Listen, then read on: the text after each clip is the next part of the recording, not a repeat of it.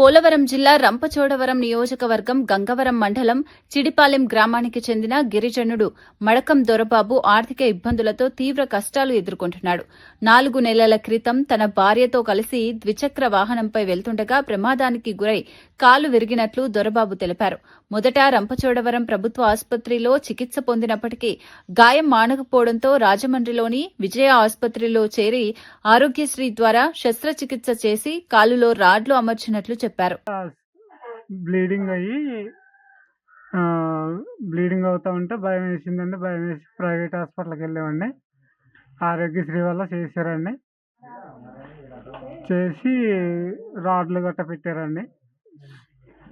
Operation చేస్తానన్నారండి. Sugar ఉంది కదా అని, షుగర్ ఉంది, ఆపరేషన్ చేస్తే ఆ కురుపు దగ్గర సీము దుమ్ముకు పడితే ఇబ్బంది అయిపోతుంది అనేసి అన్నారండి. అని పైన రాడ్లు వేసి పంపిస్తాము, కురుపు తగ్గిన తర్వాత ఆపరేషన్ చేస్తాను అనేసి అన్నారు సార్. అని రాడ్లు వేసి పంపించారండి. పంపిస్తే తర్వాత మళ్ళీ మూడు వారాలు వెళ్ళామండి. వెళ్ళిన తర్వాత